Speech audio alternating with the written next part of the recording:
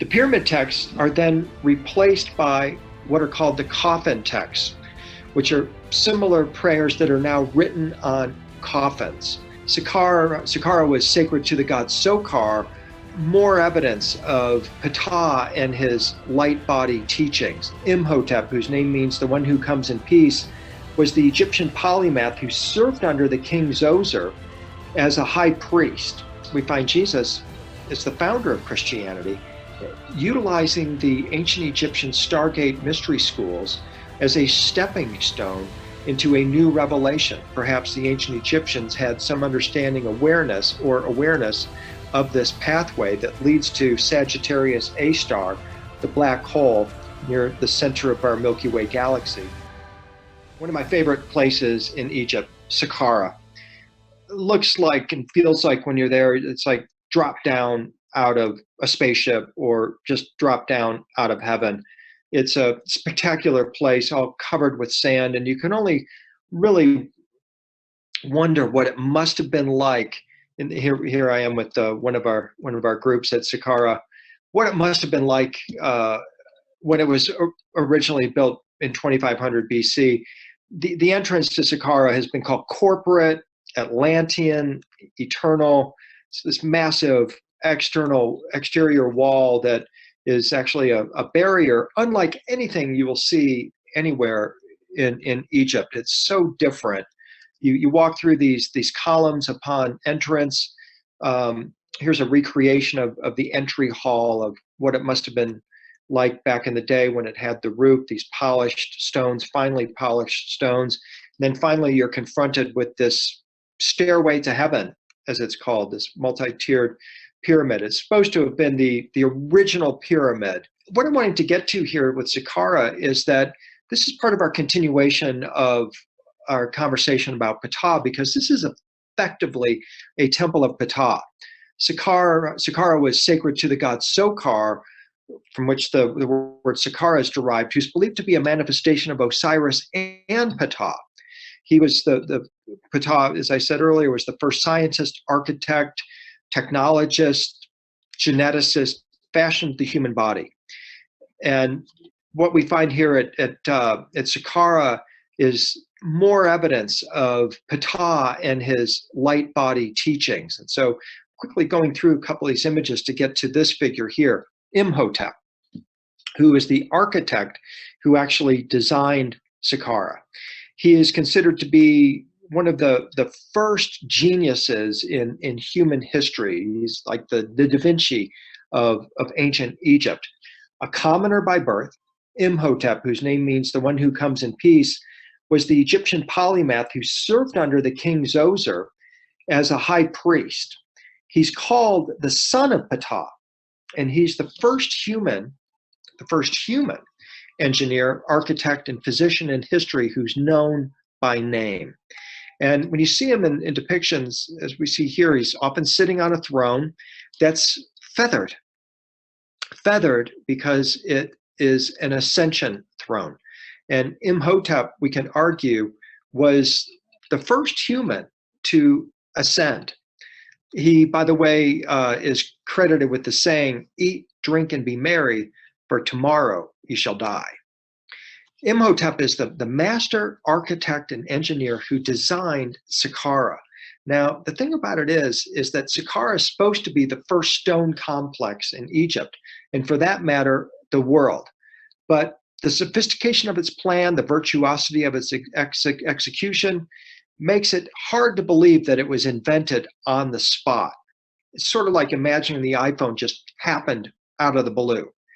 Nor is it the first stone complex either. So here's a model of Saqqara in the museum at Saqqara, where you see that exterior wall and the magnificent stairway to heaven within that enclosure. It's magnificent by any sense of the imagination, and we can only wonder what it must have felt like to be there back in the day and to see it in its pristine condition.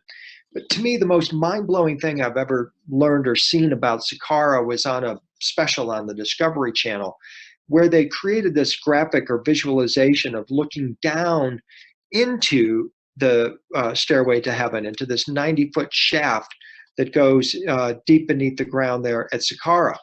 And they revealed in this special that there are 3 miles of underground corridors cut out of solid rock that connect 400 subterranean rooms filled with everything from food to art to gold and jewels. It was Imhotep who created this complicated network of shafts, tunnels, chambers, galleries, and false doors to lead grave robbers away from the great riches and the one object that caused the entire pyramid complex to be built, the burial chamber of the pharaoh Zoser. So here's an actual photo, a screenshot from that special that shows these underground tunnels or corridors, 3 miles of them, that run underneath the complex. And here's a rendering or visualization of what they think those galleries might look like.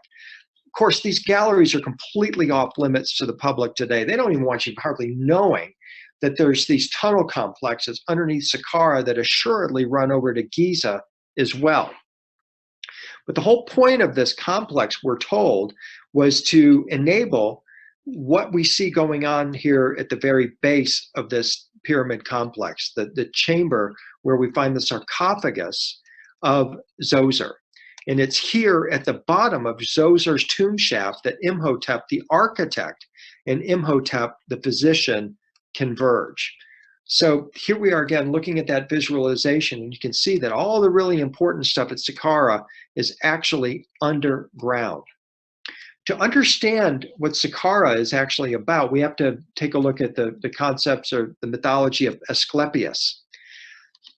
Asclepius is the Greek name of Imhotep.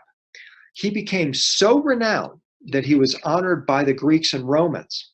And his Greek name was Asclepius, the god of healing and medicine. In fact, the emperors Claudius and Tiberius had inscriptions that praised him inscribed on the walls of their Egyptian temples. And even the early Christians worshiped him as the Prince of Peace and equated him with Christ. Key thing here is that Asclepius healed through dreams. And it's been assumed that incubators could visit the god's Asclepion, as it was called, at Saqqara, located in the vicinity of the Serapeum, which we're going to talk about in a moment, and receive dreams that would lead to cures. Asclepius himself appeared in dreams to the priests and would reveal to them the remedies for their patients, or else the patients received them in the dream and were cured. Now, that's really incredible because later, early Christianity would also teach lucid dreaming as a way to connect with the resurrected Christ, so that then the resurrected Christ could come in and heal an individual as well. Very, very powerful concept. Another name for Imhotep or Asclepius is Ophiuchus. Ophiuchus is the only constellation in the sky which is patterned after a real person in human history, Imhotep, whose life and times in or about the 27th century BC were honored by both the Egyptians and Greeks for over 3,000 years. So think about this. For over 3,000 years, people were going to Saqqara and connecting with either Imhotep, Asclepius, or Ophiuchus, and ultimately with Patah in hopes of being healed. Now, the symbol for Asclepius, as well as Imhotep, ultimately, is the serpent winding its way around a pole. And this is where we get this understanding that Ophiuchus is called the serpent holder.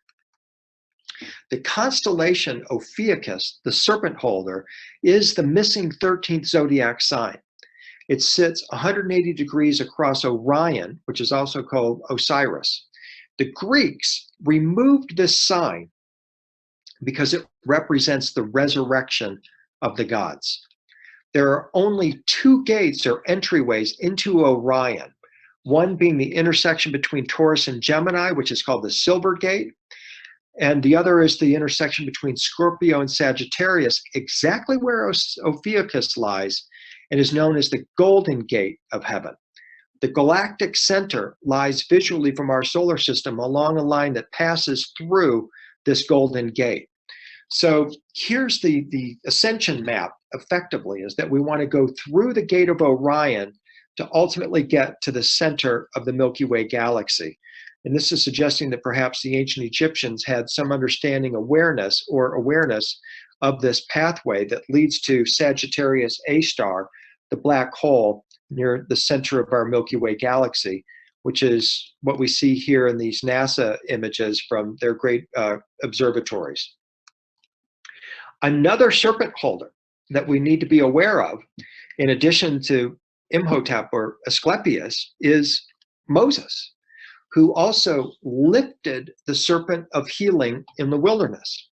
Moses knew all the wisdom of the ancient Egyptians, opening up to the possibility that he too, during this 3,000-year-old period when Saqqara was in continuous operation, that Moses also trained at this Stargate Mystery School at Saqqara. Very interesting to think about the possibility that Moses was there. And so here in one of the images, this is a photo I took at Salisbury Cathedral in England, we see Moses lifting the serpent on a pole. That is the symbol of Ophiuchus, or ultimately Imhotep. A lifted serpent is also what we see at Dendera, by the way. This has been famously interpreted or misinterpreted as a light bulb, but clearly we see a figure holding a serpent just like Imhotep. We also see the same symbolism at Abydos, where a serpent on a pole is part of the hieroglyph for the head of Osiris. It symbolizes to the ancient Egyptians a hope for the afterlife or resurrection in the afterlife. And so when the serpent on the pole that we see in the right-hand portion of the hieroglyph is placed on that portal symbol in between the two Tet pillars, it forms the complete symbol that I refer to as the Osiris device, the symbol for the hope for the afterlife, tying this symbol from Abydos back into what we see going on at Saqqara. And here we see some of my images of the Osiris device, and wonder, is this some kind of a resurrection tool or device known to the Egyptians? And here's Thoth worshiping the complete Osiris device from a stone from the Cairo Museum. Another example to give you a flavor of this device. It's one of the key symbols of ancient Egypt from Abydos, but the serpent on a pole ultimately goes back to Saqqara. Now, let's bring in the Christian dynamic to this story. Jesus' transfiguration into a shimmering being of light is ultimately the goal that we all share, according to Christian mystics. Jesus had said that these things that I do, so will you. And his description of transformation or transfiguration into light says that we all can do this as well. Jesus himself said, "Isn't it written in your law? I said you are gods." Well, in John 3:14, Jesus tells us how we can become a shimmering being of light. In other words, how we too can transfigure just like he did. What does Jesus say in John 3:14? He says that as Moses lifted up the serpent in the wilderness and held it, even so must the Son of Man be lifted up, so that whoever believes in him will have eternal life. So Jesus is telling us in his own words that the secret of eternal life has something to do with the lifting of a serpent on a pole. Well, that symbolism and that statement takes us directly to Saqqara as the original source of this light body or resurrection or transfiguration teaching that Jesus is describing. We speculated a moment ago that perhaps Moses had been trained in this wisdom at Saqqara. Are we now open to the possibility that Jesus himself also trained at the Stargate Mystery School at Saqqara? I believe that's a possibility. And in esoteric Christianity, Jesus is connected with the serpent holder. Egyptian and Roman tradition and Greek tradition connected Imhotep with the Prince of Peace, with the serpent holder. Jesus is identified as the Prince of Peace, and in Christian art, esoteric art, is portrayed holding that serpent.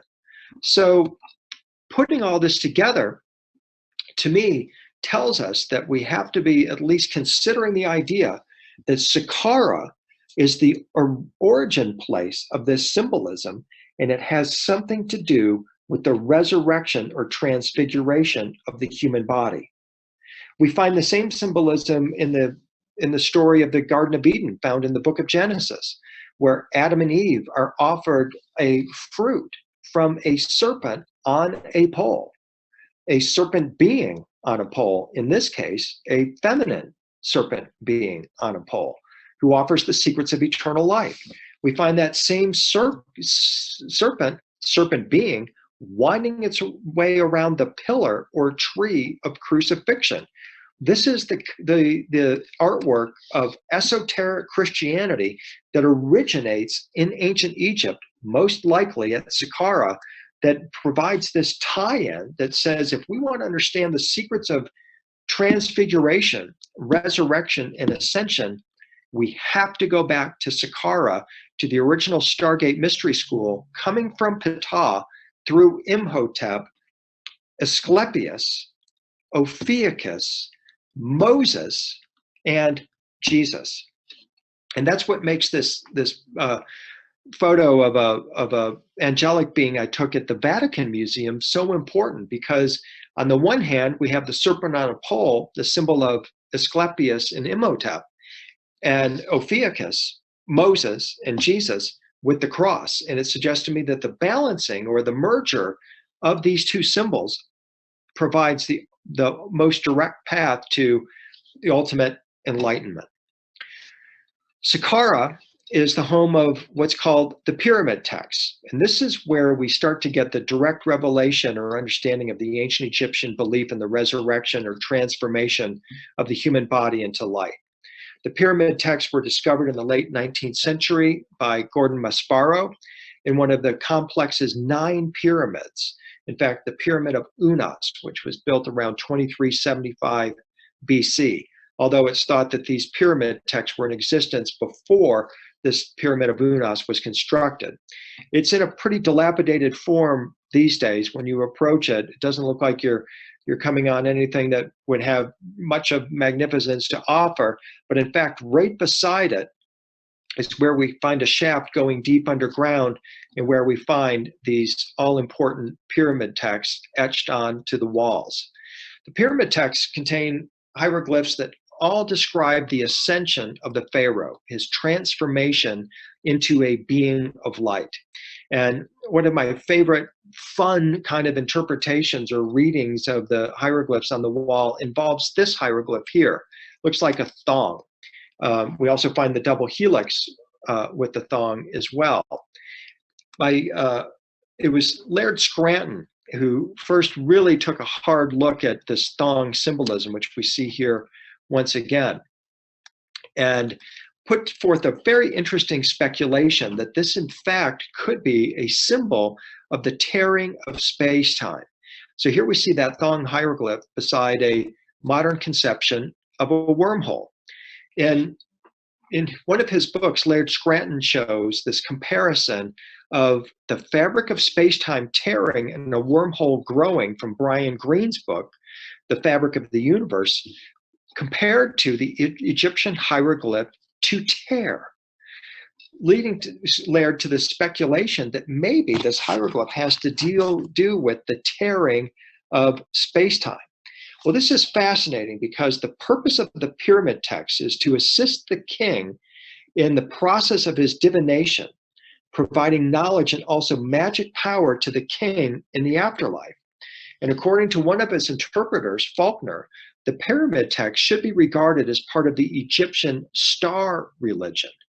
If my speculation is right, it's the Stargate religion. After text describing the king's purification, he goes into the sky.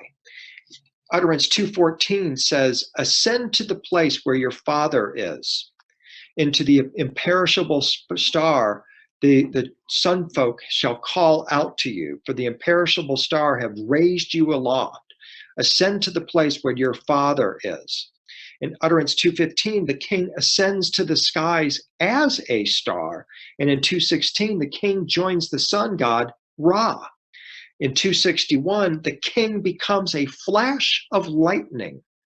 A flash of lightning, a plasma being, in other words, since lightning is plasma. In 267, a stairway to the sky is set up for me so that I may ascend on it to the sky. Now, a literal reading of these utterances says that the king has been transformed into a plasma being, a lightning-like star being. And the king is then permitted admission into the beyond. O height which is not sharpened, portal of the abyss, I have come to you. Let this be opened to me.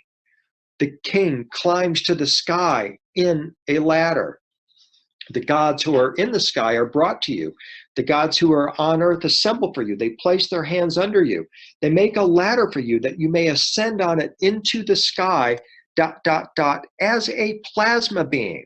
You are no longer in your flesh and blood body, the pyramid texts are saying. You have been transmuted into a plasma being, like lightning. The pyramid texts describe the early conceptions of an afterlife in terms of eternal traveling then with the sun god amongst the stars. And amongst these mortuary texts is found an offering the king gives. And by the end of the 5th century or 5th dynasty, the formula in all tombs becomes an offering the king gives, and Osiris now becomes the key figure instead of Anubis, the god of embalming. The pyramid texts are then replaced by what are called the coffin texts, which are similar prayers that are now written on coffins. Then comes the more recognized Egyptian Book of the Dead. And whether the coffin texts written on the coffin sarcophagus or with prayers written on the walls and ceiling of tombs, the sayings originally stem from the original pyramid texts. And these texts were ultimately in use until the time of Jesus. And so here we're seeing this continuation of this belief that the pharaoh, the king, can turn into a lightning being in a flash of light and go through these halls or holes in space, as we looked at earlier, as a celestial being, climbing aboard the bark of eternity, the ark of the millions of years, and sailing for eternity as a light being. The ascending pharaoh would be given passwords and amulets that would enable him to pass through the gates or the mansions of the gods. This became the basis for the Jewish mysticism known as the Merkaba literature, where the mystic is provided with requisite seals and sigils to permit access through the Hekalot, or the chariot or mansion of the gods. And these teachings then form the basis of Gnostic, Hermetic, and alchemical teaching as well. So most important in all of this is this idea of the purification of the heart being the center of purification and the heart weighing less than the feather. This is how the continuation of the pyramid texts found their way into Christianity, where at Judgment Day, in the Egyptian tradition, the heart is weighed against the feather of cosmic truth. If it weighs less than the feather, then the soul continues on its spiral of evolution.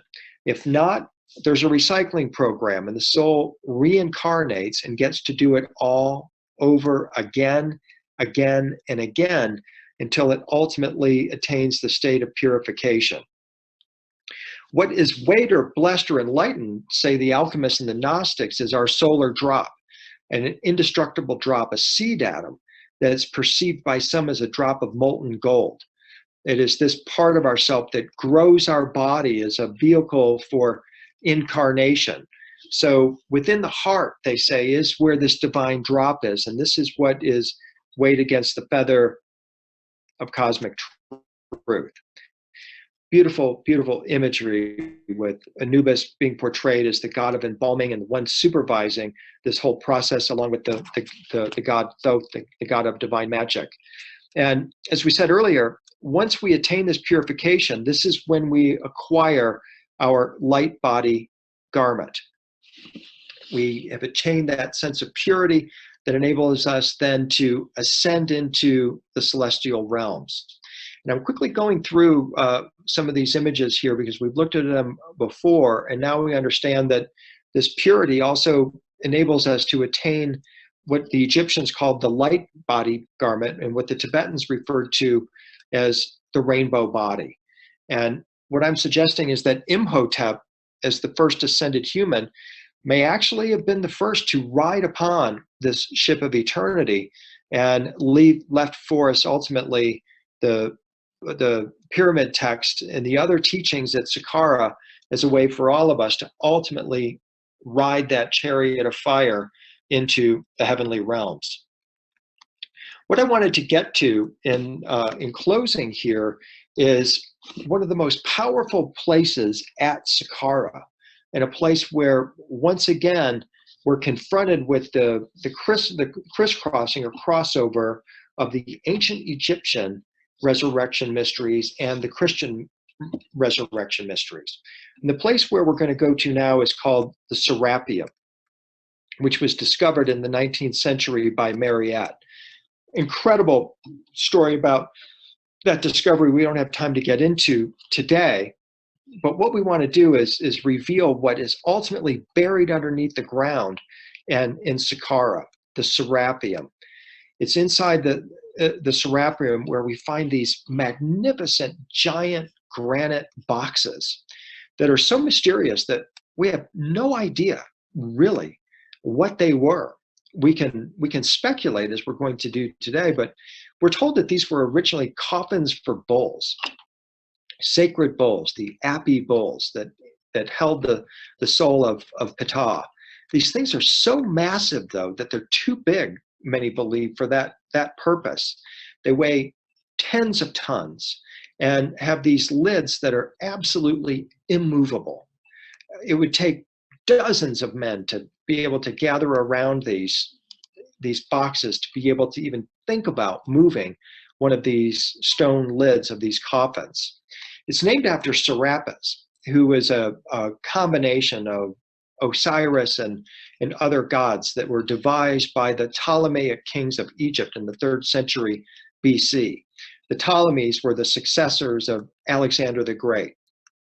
They were the ones who actually built many of the temples that we think of as mostly as Egyptian temples. They built the temples at Dendera and Esna and at Philae and others, and were all devoted to the god Serapis.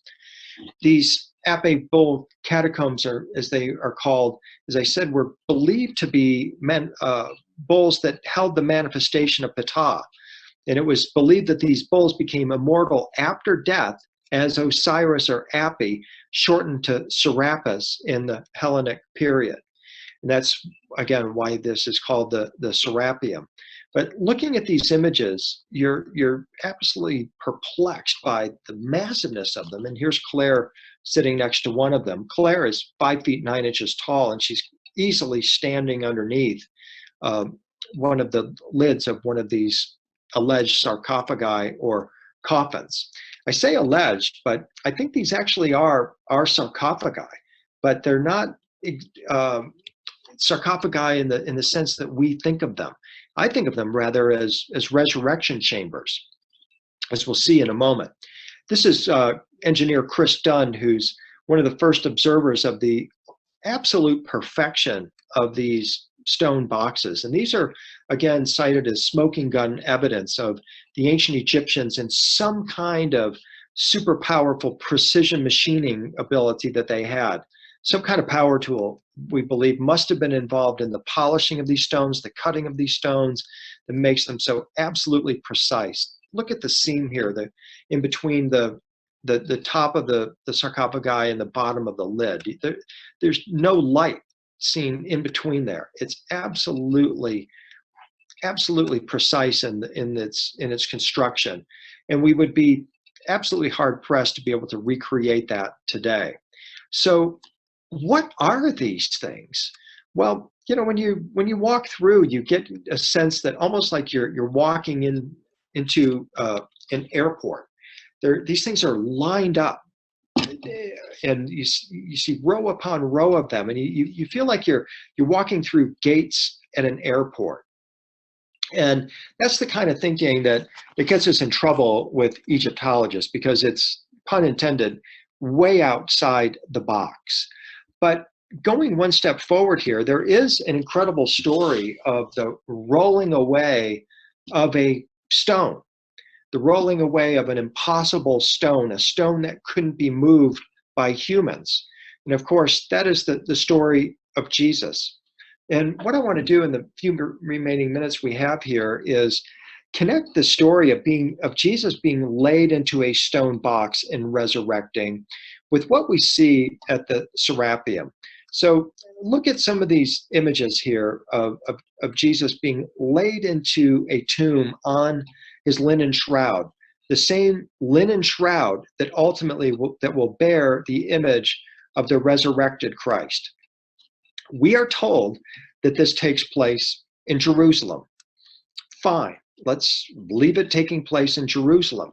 But let's expand our imagination just a bit and start to think not of Jesus's stone tomb as a simple and primitive tomb, but what if it is based on principles of what we see here at Saqqara?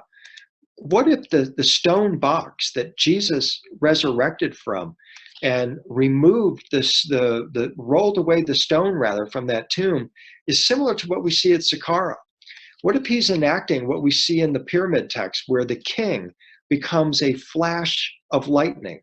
Isn't that exactly what we see in the Shroud of Turin, where we see Jesus's transformation from earthly flesh into celestial flesh? What if he is a master of the ancient Egyptian alchemy, of the transformation of our earthly flesh into celestial flesh? And what if Jesus was placed into a stone box, similar to what we see at the Serapeum, that is inescapable in our flesh and blood form? But what if he found a way to figuratively roll away the stone by transmuting his body into light, into a flash of lightning, into a plasma being, and reappearing then to the disciples in his plasma body? It's very curious to me that how closely the resurrection box of Jesus matches what we see at Saqqara.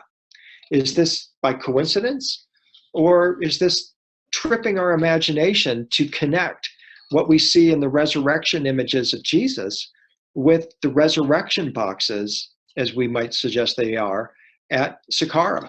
Even in Egyptian imagery, Coptic Egyptian imagery, Jesus emerges from a stone box that is so strikingly similar to what we see at Saqqara and the Serapeum that, again, we have to be open to the possibility that these are resurrection boxes that we're looking at here.